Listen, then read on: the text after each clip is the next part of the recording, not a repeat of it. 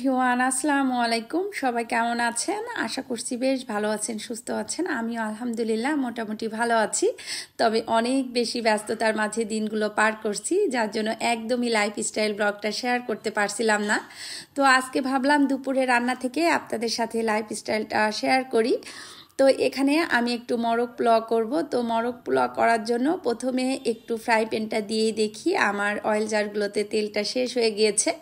তো আসলে oil jar সুন্দর মতো করে ক্লিন করে রেখেছিলাম। এটা কিন্তু অনেক বড় ঝামেলার একটা কাজ, তবে ঝামেলার কাজটা কিন্তু সবসময় আমাকেই করতে হয়। তো যাই হোক, আজকে যে মোরগ পোলাও করব সেটা রেসিপিটা যতটুকু সম্ভব আপনাদের সাথে শেয়ার করব।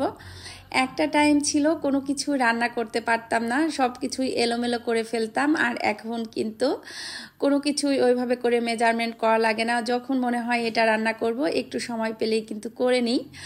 তো যাই হোক, আমার প্রিয় আপুরা, আন্টিরা, মামনিরা সবাই কেমন আছেন বলেন তো? কতদিন পরে আপনাদের সাথে ভিডিওটা শেয়ার করছি।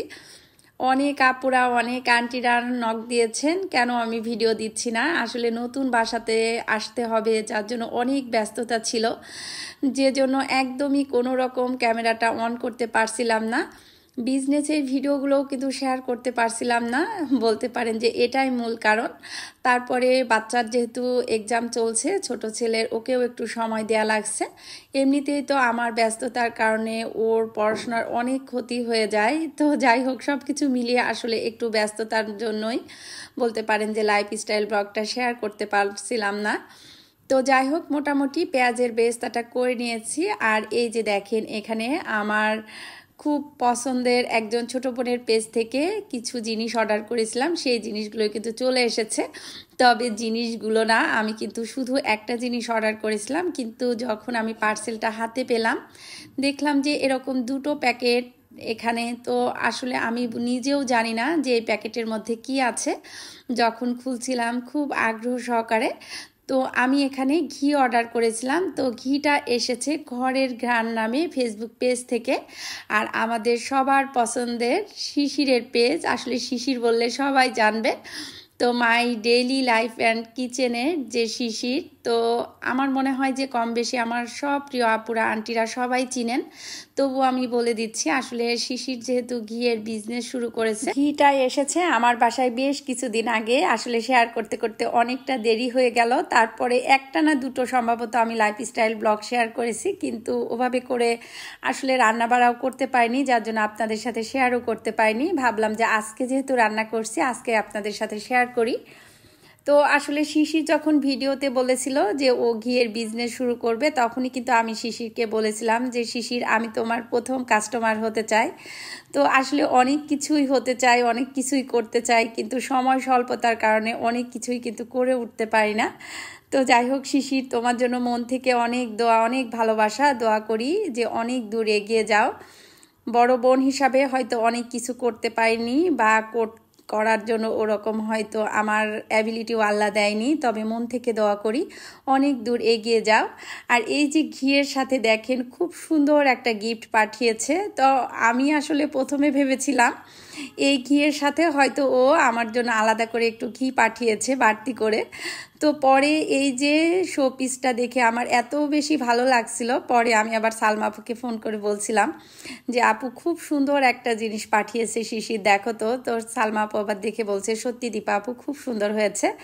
তো শিশির, তোমার জন্য অনেক ভালোবাসা, অনেক দোয়া আপু।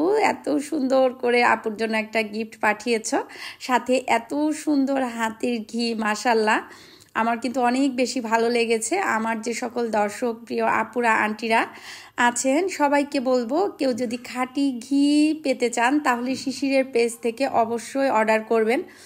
আমি বলবো যে অনেক বেশি করার দরকার নেই, অল্প করে হলেও প্রথমে অর্ডার করে দেখবেন, যদি ভালো লাগে পরবর্তীতে আবার বেশি করে অর্ডার করবেন। মাশাল্লাহ, ঘিটা এতটা ভালো ছিল আর এতটা দানাদার ছিল। তো আসলে ঘি সম্পর্কে আমি খুব বেশি বুঝি না, তবে খেতে কিন্তু অনেক বেশি পছন্দ করি। শুধু আমি একা না, আমার পুরো বাসার সবাই কিন্তু অনেক বেশি ঘি পছন্দ করে। আর আমার বাসায় এমন কোনো মাস যায় না যে প্রায় 1 কেজির কাছাকাছি ঘি লাগে। তো আসলে ঘিটা আমি যে কোনো খাবারেই দিতে পছন্দ করি, বিশেষ করে রিচ ফুডগুলোতে, রোস্ট, পোলোয়া বা যে খিচুড়ি রান্না করি, খিচুড়িতেও কিন্তু ঘিটা খেতে পছন্দ করি, আবার পরোটাতেও। আমার তামিম তো অনেক বেশি পছন্দ করেছে এই ঘিটা। তো এই ঘিটা আসার পরে কিন্তু বেশ কয়েকদিন সকালে খিচুড়িও রান্না করেছিলাম। তখন আমার ছেলে খেয়ে বলেছে যে আম্মু আন্টিকে বলবে সত্যি ঘিটা অনেক মজা। তো আসলে আমার বাসার সব থেকে বেশি পছন্দ করে আমার তামিম আর আমি আর ওর বাবা। মুবিন একটু ঘিটা কম খায়। যাই হোক, আমি এখানে একটু মোরগ পোলাও করব। তো মোরগ পোলাওটা যে করব একদম যেভাবে রোস্ট করা হয় সেইভাবে প্রথমে আমি একটু পেঁয়াজ বেরেস্তা করে নিয়েছিলাম। তার মধ্যে আদা বাটা, জিরা বাটা, রসুন বাটা আর সব ধরনের বাদাম দিয়েছিলাম, একটু কাজু বাদাম, কাঠবাদাম, একটু পোস্তদানাও দিয়েছিলাম, দিয়ে সুন্দর মতো করে কিন্তু কষিয়ে নিয়েছি। মোটামুটি একটু দুধও দিয়েছিলাম। আসলে রেসিপিটা ওইভাবে করে শেয়ার করতে পারছি না যেহেতু গল্প করছি। তো যাই হোক, সুন্দর মতো করে মুরগিটা একটা কড়াইতে বসিয়ে দিয়েছি আর একটা পাতিলের মধ্যে এই যে এখানে যে পোলাও চাউলটা সুন্দর মতো করে ভেজে নিচ্ছি। পোলাওটা আমি সব সময় আমার মায়ের হাতের মতোই রান্না করি, কারণ এই পোলাওটা অনেক বেশি টেস্ট হয়। প্রথমে একটু কিশমিশ, কাঁচামরিচ আর এলাচ, দারচিনি, তেজপাতা দিয়ে সুন্দর মতো একটা স্মেল আসার পরে তখন আমি পোলাও চাউলটা দিয়ে দিই। আর এই যে দেখেন আমি এখন পাতিল ধরে পানি ঢেলে দিচ্ছি। তো আসলে একটা টাইমে ছিল যে কোনো কিছু রান্না করতে পারতাম না, কোনো মাপঝোঁক ছাড়া, একদমই তো না। আর সময়ের সাথে সাথে এমন একটা অবস্থা হয়েছে যে এখন চোখ বন্ধ করেও অনেক কিছু করে ফেলতে পারি। তো মাঝে মাঝে যখন পোলাওতে আমি পানি দিই তখন আমি দেখি যে খুব সুন্দর একদম পারফেক্ট হয়। তো আসলে এটা সময়ের সাথে সাথে কিন্তু মানুষ পেরে যায় বা করতে পারে।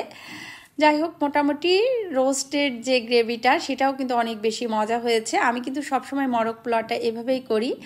তো আসলে আমি দেখেছি জাস্ট রোস্টটাকেই একটু এক্সট্রা কিছু মশলা দিয়ে পোলাওয়ার সাথে মিক্সড করে দিলেই খুব সুন্দর একটা মোরগ পোলাও হয়ে যায়। তো মোটামুটি রান্না বাড়া শেষ হয়ে গিয়েছে। একদম লাস্টে আমি একটু ঘি দিয়ে, চিনি দিয়ে, একটু গুঁড়া দুধ দিয়ে আর একটু অল্প পরিমাণে একটু টেস্টিং সল্ট দিয়ে সুন্দর করে মেখে একটু দিয়ে এই যে মোরগ পোলাওটা এটা কিন্তু একটু দমে রেখে দিয়েছিলাম।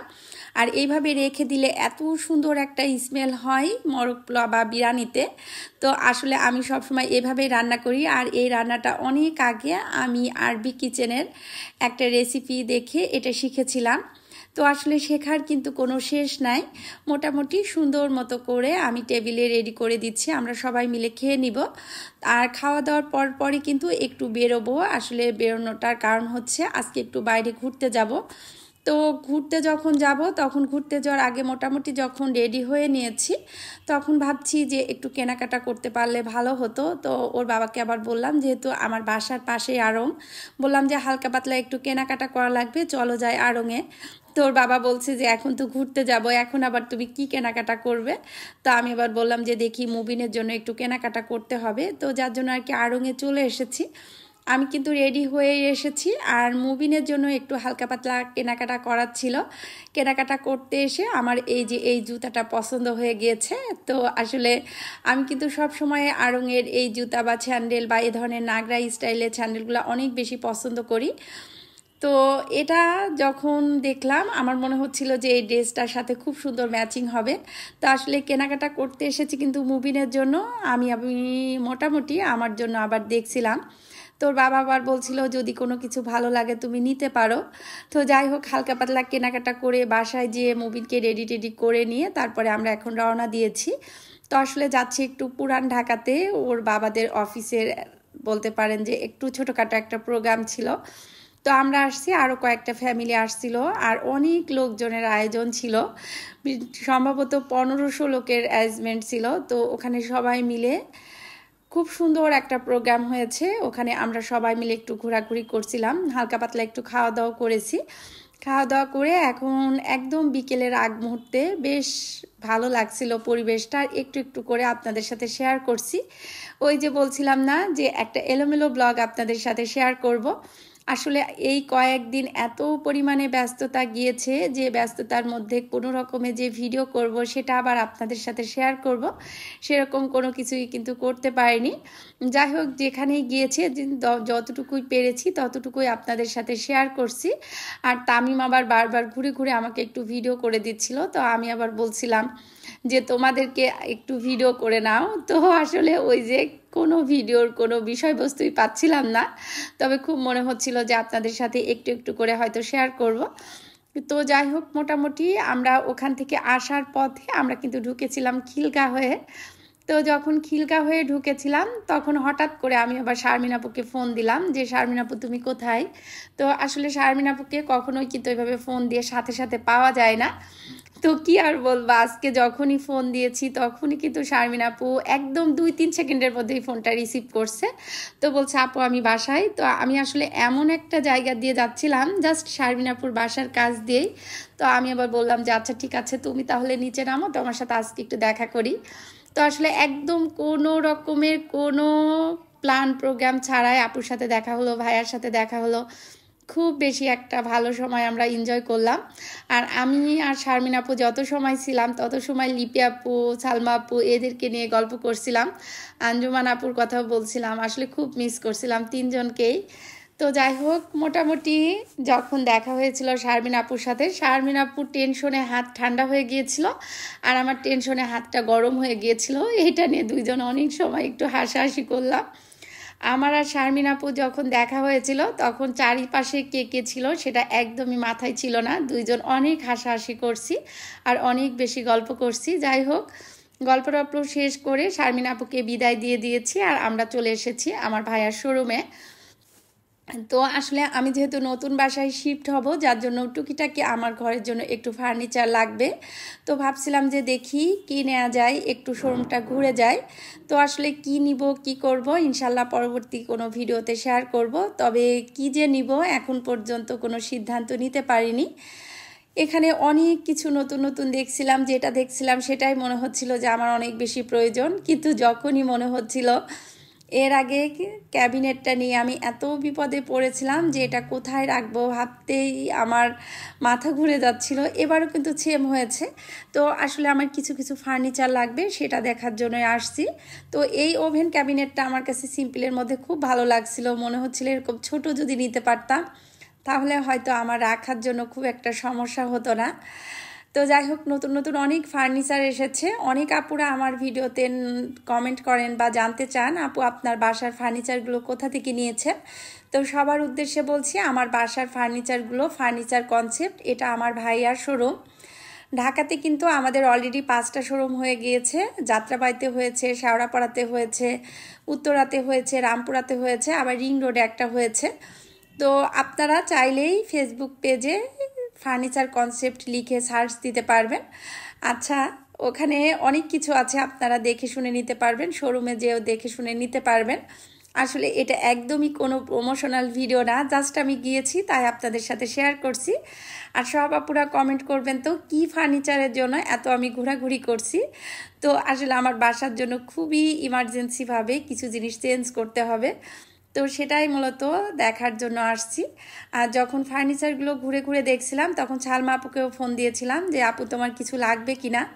তো আসলে আপুরও নাকি একটা সোফা লাগবে, তো আপুর জন্য একটু ভিডিও করে আনছি আর আপনাদের জন্যও আনছি।